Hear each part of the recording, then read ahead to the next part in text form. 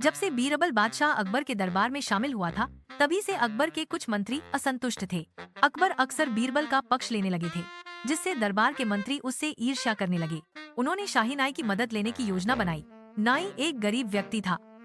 वह उनकी इस बुरी योजना में शामिल नहीं होना चाहता था, लेकिन सोने के सिक्कों के लालच में वह उनका विरोध भी नहीं कर सका। इसलिए उसने उनकी मदद करने के लिए हामी भर दी। एक दिन जब नाई अकबर के बाल बना रहा था, तो उसने कहा, जहांपनाह, कल रात मैंने एक सपना देखा। आपके पिता मेरे सपने में आए और बोले कि वे स्वर्ग में सुखपूर्वक हैं।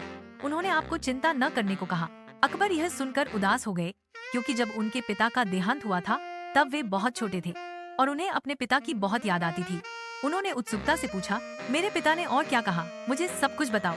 नाई ने कहा, जहांपनाह, उन्होंने कहा कि वे ठीक हैं, लेकिन थोड़े ऊब गए हैं। उन्होंने कहा कि यदि आप बीरबल को स्वर्ग भेज देंगे, तो वह उनका मनोरंजन करेगा और उन्हें प्रसन्न रखेगा। वे स्वर्ग से भी बीरबल की बुद्धि और हास्य की प्रशंसा करते हैं। यह सुनकर अकबर ने बीरबल से कहा, प्रिय बीरबल, मैं तुमसे बहुत प्रसन्न हूँ, लेकिन अपने पिता की इच्छा पूरी करने के लिए मुझे तुम्हें उनके पास भेजना होगा। स्वर्ग में वे तुम्हें अपने पास बुला रहे हैं ताकि तुम उनका मनोरंजन कर सको। बीरबल यह सुनकर चौंक गया। बाद में उसे पता चला कि यह सब मंत्रियों और नाई द्वारा बनाई गई एक साजिश थी। उसने अपने घर के बाहर एक कब्र खुदवाई और वहाँ से एक सुरंग निकलवाई, जो सीधे उसके शयनकक्ष तक जाती थी।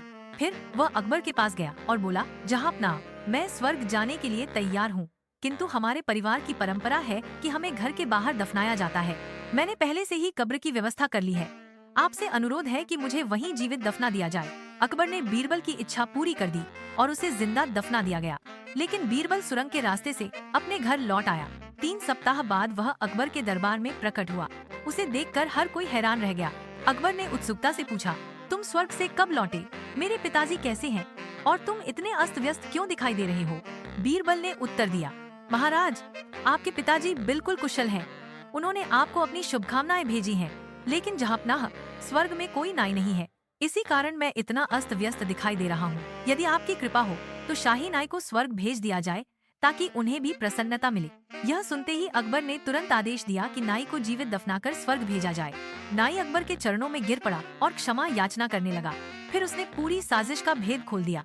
अकबर ने उन सभी मंत्रियों को दरबार से बाहर निकाल दिया जिन्होंने यह योजना बनाई थी, और नाई को दंड स्वरूप 10 कोड़े मारने का आदेश दिया।